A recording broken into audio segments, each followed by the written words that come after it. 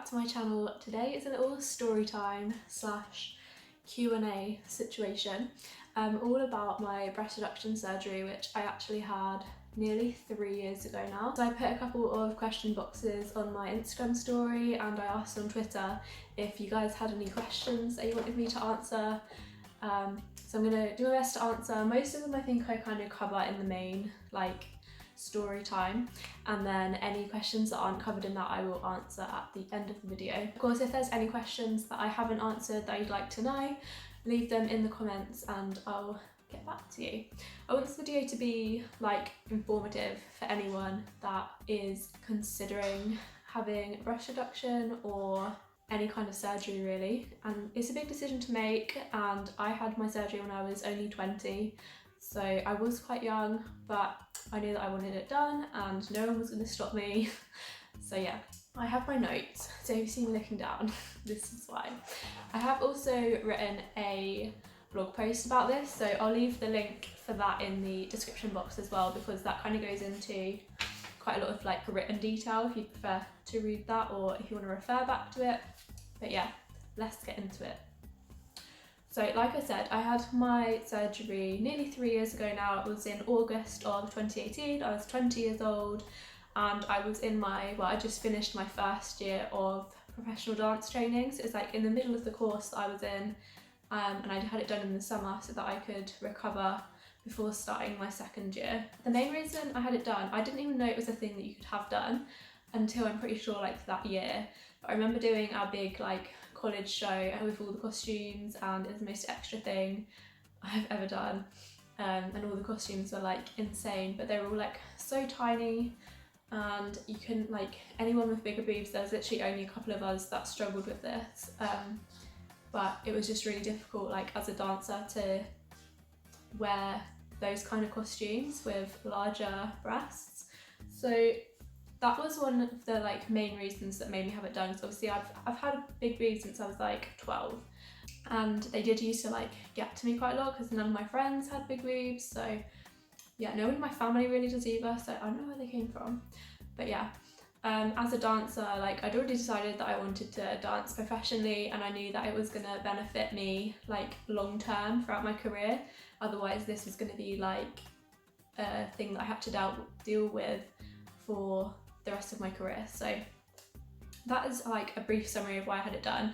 There was also another girl on my course who was the same age as me, and I'd actually known for a long time from doing ballet together, and she looked into all the research and everything first, and I heard her talking about it in the changing room, and I was I think I want to have that done as well.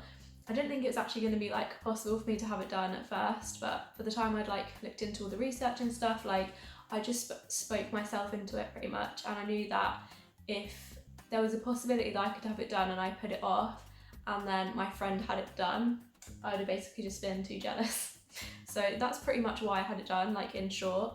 Yeah, I hope that kind of makes sense. I had the surgery done through Transform Cosmetic Surgery Clinic, the one based in Milton Keynes, which is where I went to college. So it was about a 20-minute, half an hour drive from where I lived, so it was nice and close. And the actual hospital I had my surgery in was the Riverside Hospital, which is in London. It's in North London, so it was about an hour or so away from me in the car, which was not ideal to have to drive back from. Obviously driving to the surgery is not much of a big deal, but driving back was a little bit uncomfortable because it was quite far.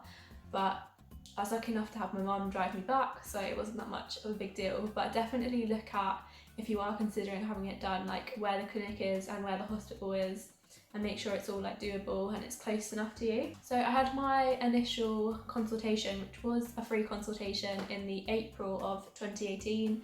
Must have been just a few months after my friend had hers, because we went through the same clinic as well. Just purely because we were both in Milton Keynes at the time. That was just a consultation to speak with one of the I think they're just advisors. I don't think they're actually nurses or anything, but they just have knowledge of all the different surgeries that they offer. They can kind of give you general advice, answer any questions you might have, and I think they showed me before and after photos as well, so you can kind of see what kind of result is possible. And then after that consultation, I had to book another consultation with the surgeon, to meet the surgeon, and I did that on the day, so I booked in with him. And I think I had to pay £50 at that point, just because obviously meeting the surgeon, he was coming down from London to meet up with like patients and things, so just because he was coming down into the clinic and he wasn't based there, I think that's why you have to pay for it. So I booked that in for June, so we're in April. I booked to meet the surgeon in June, so I had those few months to like, one, do more research, two, tell people that I was having it done, and three, convince my parents that I was allowed to have it done. Obviously I was 20, so they could have stopped me, but you know. I'm pretty sure the first time I told my mum that I was like thinking about having it done, she literally laughed in my face. So yeah, then I think she realised like I was actually serious about it and the benefits it would have for me, and then she kind of came around slowly, and especially because like I was aware from the minute that I started researching it that I was going to have to pay for it up front myself. I knew that I wasn't going to get any help from like family or like my parents, and I didn't want to go down the NHS route. You can get a breast reduction on the NHS, but it's a lot of work basically. From what I found out, you have to have like a really long history of like back pain and like chronic pain because of your breast, and I just didn't have that. So to go through the NHS would have probably taken years, and I had a very specific time frame that I wanted it done in. So that is why I went through doing it privately rather than through the NHS, and yeah, I paid for it all myself. So once I'd convinced my parents to let me do it, I also had to like convince them to have a credit check so that I could do a loan, because I paid for it on a payment plan which is 3 years, so I'm actually still paying for it now. It's a lot of money. It's actually more money to have a breast reduction than it is to have a boob job like implants. So there's that. Let's go back to meeting the surgeon, which I did in June. So by that point I'd obviously convinced my parents that I was having it done, everything was in place. I just got all like the payment plan sorted and ready, and then I had to go and meet the surgeon. So it's basically another consultation where he'd answer any questions I had, he'd find out a little bit more about me and why I wanted it done. I did find him very intimidating from the minute I met him, which probably should have been a sign to maybe look elsewhere, but I didn't, I persevered. But he just made like weird comments, like I think obviously I was young, and I understand that I was young to have it done at that time, but at the same time I was an adult, like I was 20 years old, like I can make my own decisions, and it was almost like he was trying to just like really make sure that I knew what I wanted, which I did, but the way he went about it wasn't the best. Like he made comments like, oh, won't you miss having larger breasts, or won't you regret it when you're older? Favourite one, won't you worry about being bottom heavy? Yeah, he said that to me. Like he made so many comments about my weight, and I think I'd like explained to him that I was a dancer and all of this. He was like, yeah, but you could just lose weight and then your boobs will like get smaller. I was like, no. So I probably should have taken that as a little bit of a red flag, but I figured that was just like the way he was, in terms of like he was a bit older. Obviously he has a lot of experience in working with different kinds of patients, so I kind of trusted him. I'd seen like all of his portfolios, so he showed me like more before and afters of ones that he specifically had done. There were a few women that looked like kind of similar to me, so I just decided to go with it basically. And it was at that point, so once you've like done all the speaking part and all the paperwork, you then have to like strip off, and the surgeon like has a look at you, sees what the situation is. And he decided that I needed an uplift as well as a reduction. So they measure from your collarbone down to your nipple and then decide like whether you need them lifted up, and I did. So that was the initial consultation with the surgeon. From there, I'm pretty sure this was on the same day as well, I booked the surgery date itself, and I booked it for the 7th of August. So I had the consultation in June and I booked the surgery for August. That was, I remember there being availability for like the next week or the next 2 weeks, and the woman said to me in the office, she was like, do you want to go ahead and book the surgery for like 2 weeks time? And I was like, no.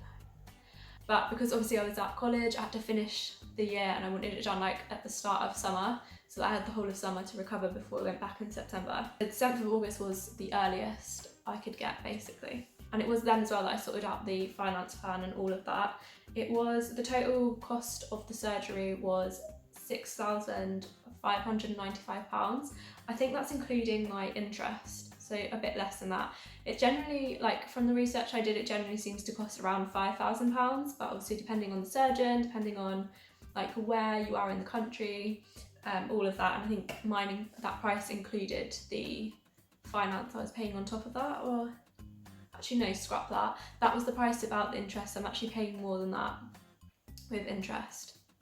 Fun times. I ended up paying more interest but spread over a longer period of time, but at this point I had spoken myself into it so much and I was so desperate to have it done that I would have paid it for the next like 5 or 10 years. Yeah, but I went with 3 years. I'm glad I did that, but I am still paying for it now and I can't actually imagine not paying it now. I think I pay about 180 or 190 pounds a month.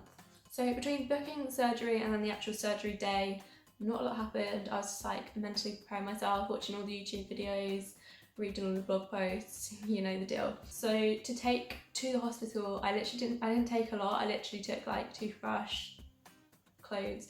Clothes-wise, I wore a stretchy bandeau play suit and it was the best thing ever. Obviously it's the middle of summer, so if you're having surgery in the middle of winter, it's going to be a little bit harder. But mine was in the summer and I wore this like stretchy jersey play suit and it was like cut across here, so I could literally just put it on without moving my arms. If it is a little bit colder, I recommend getting a like shirt, like a button-up shirt, so you can just stick your arms in and button it up without moving too much. Because basically once you've had the surgery, you can't really move your arms past like here. The most important thing that you take with you is a supportive sports bra. Now your like surgeon or whoever's looking after you before the surgery should give you like recommendations, but I'll link the one that I got in the description because it was really like supportive and nice and not too expensive. I think it was from Marks and Spencer. You can't go wrong. So that was pretty much all I took to the hospital. Other than that, literally just a book to read and my phone, that was it. I did stay overnight in hospital. I think most people do. I think it's pretty rare that you go home on the same day. But yeah, I had to go really early in the morning. So my surgery was about 11 AM and I had to get there at about 7:30 maybe. I think we left at about 6 AM, much to my mum's disapproval. My mum had to get the day off work, or the morning off work, to take me, so she drove me down to London super early in the morning. She stayed in the hospital while I went in and had the surgery, waited until I came out, and then she left after I'd like come around and like I was all good. You're also not allowed, like they'll obviously tell you all this if you have it done, but if anyone's curious, you have to fast like before the surgery. So luckily mine was in the morning, so I just couldn't have anything. I couldn't have breakfast. And you're also not allowed any like fluids either, so the last thing I had was like a big glass of water at like 5 AM and then I wasn't allowed to drink or eat anything else until I went into surgery. Before the surgery actually happens, like when you get to the hospital, you have to fill out all the paperwork. The surgeon will come in and like make sure you're all good. You'll meet the anesthesiast, I can't say that word. And then you also get to decide like what food you want. So this is all included in my like price I was paying, like all the hospital care.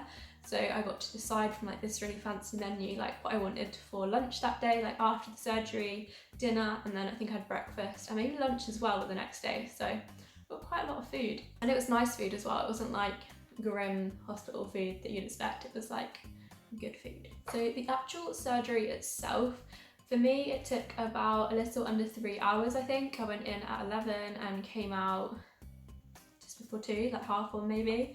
And I had the anchor technique, so that means they go around your nipple, down the middle like this bit, and they go underneath here, so it looks like an anchor, like that. And I think it's the most like popular technique that they use.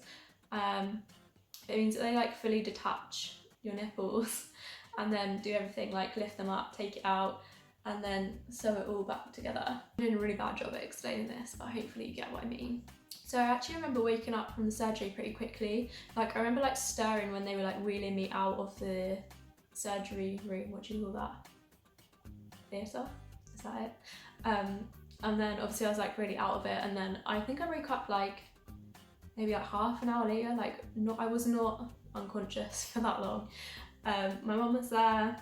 I was just really tired, like I could barely keep my eyes open, but like as soon as I was all good, my mum left to go to work, and then I had some food later on. That was pretty much it. Like the nurses come in and like make sure you're all good and okay for every like hour or something. I had 2 types of painkillers, which is the same ones they gave me to take home with me. I cannot remember their names, but they were pretty high dosage. But I didn't need them that often. Like obviously the day of the surgery, I had them every, like as often as you could, and the same as the following day. But I think I only took them for like 3 or 4 days after. Like it really wasn't that, and I was only having them like once or twice a day. So it wasn't that, like on the grand scheme of things, it was a lot less painful than I thought it was going to be. Like it wasn't really painful as such, it was more like my chest just felt super tight. And also I remember I did body pump the day before, and I went really heavy on like the chest strap, and so I had chest DOMs the day after, which was the day of my surgery, and then obviously had surgery, so my chest literally felt like someone had like bulldozed it. But other than that, it's just like tightness. And then the hardest thing is going to sleep. So I was all good in the hospital because obviously they have like the proper hospital beds with all the pillows. But as soon as I got home, sleeping was the hard part because I sleep on my side. Like I cannot sleep on my back, and I had to sleep on my back. So I literally got all the pillows. I recommend getting one of those, I think they're like pregnancy pillows, you know, the ones that like go around your back and then just like support you here. Defo get one of those, and that literally like saved me. If I didn't have that, I wouldn't have been able to sleep at all, because as soon as I like go onto my side, there'd be like a burning sensation like all across the stitching.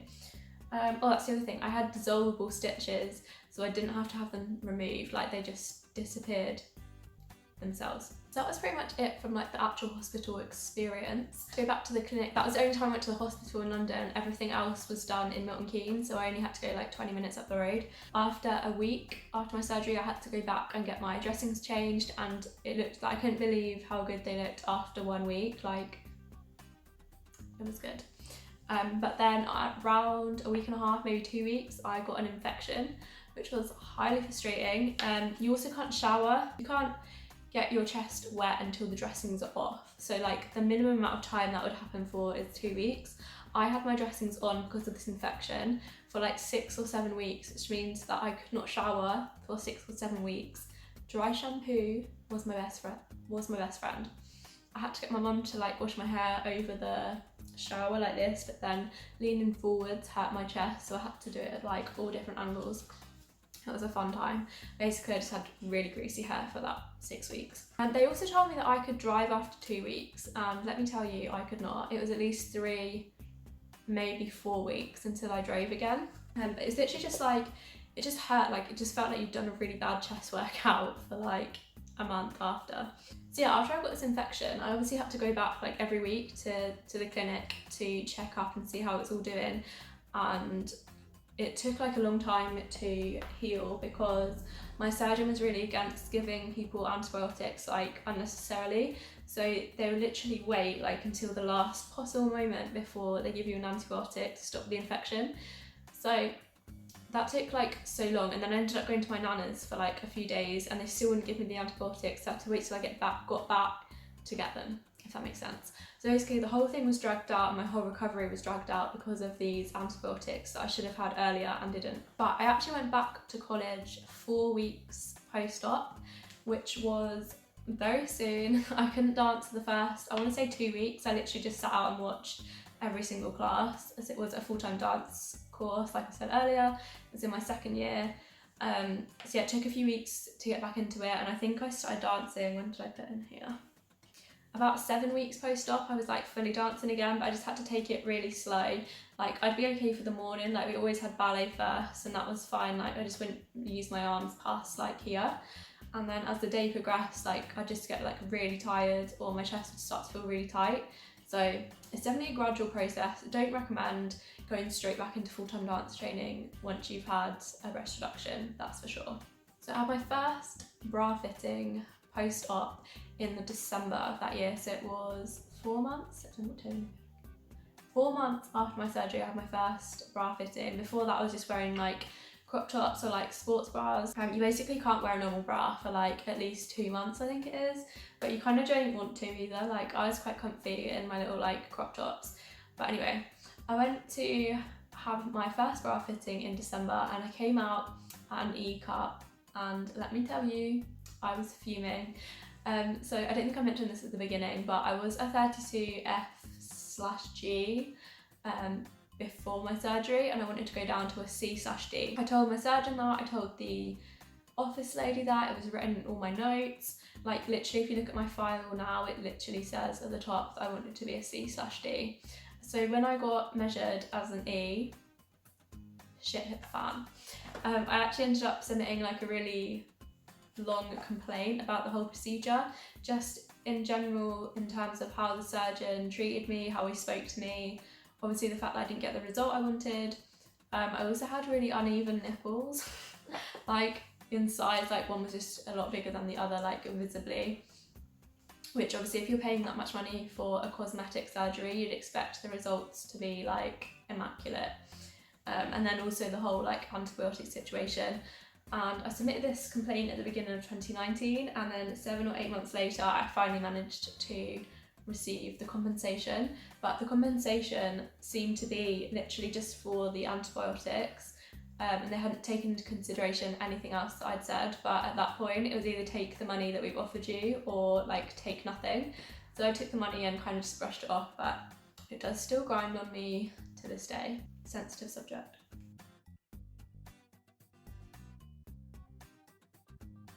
So that's kind of like the end of the story time.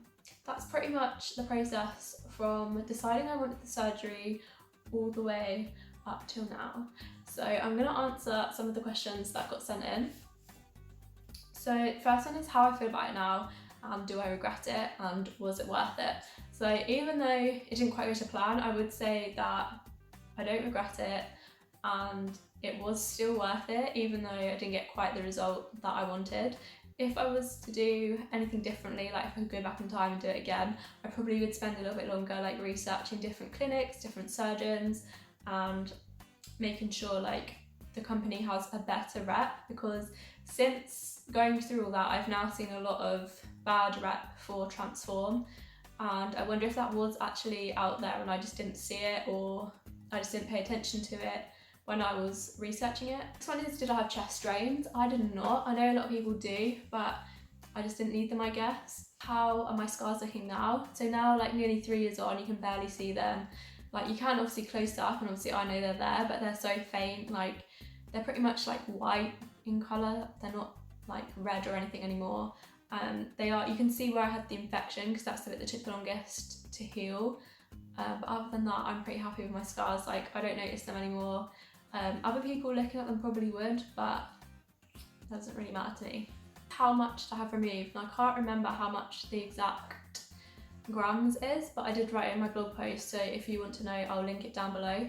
But I do remember it not being a lot compared to other like videos that I'd watched where people had said how much they'd had removed, and that kind of made sense in why I didn't get the result I wanted. Someone asked, is it easier to find bras now, as that's something they struggle with? That is also one of the reasons that I got it done. Like genuinely, I found it so hard to find bras, or especially sports bras, that actually fit and are actually supportive. And I can confirm it is not easier, because I have an even more awkward bra size than I did to begin with. Did anyone try to talk me out of it? My mum probably did, I don't really remember. Yeah, I think that's probably about it. I don't think anyone tried to specifically talk me out of it. Everyone was a bit like surprised, like, oh, you're actually gonna go for that. But once I have something in my head and I'm gonna do it, like I'm gonna do it. So it would take a lot for someone to talk me out of it. I think that is all of the questions. If I haven't answered it, then let me know, write in the comments and I'll get back to you. But I think most of them I covered in the like story time, so apologies if I missed anything. I hope you enjoyed this video. I just wanted it to be like informative for anyone that wanted to have a breast reduction or any kind of surgery, and the whole process, like how much it is and things. I know a lot of people are interested in that, so yeah. Hope you enjoyed it, and if you did, please give it a thumbs up, and leave me a comment, and if you're not already, hit subscribe. Thanks for watching.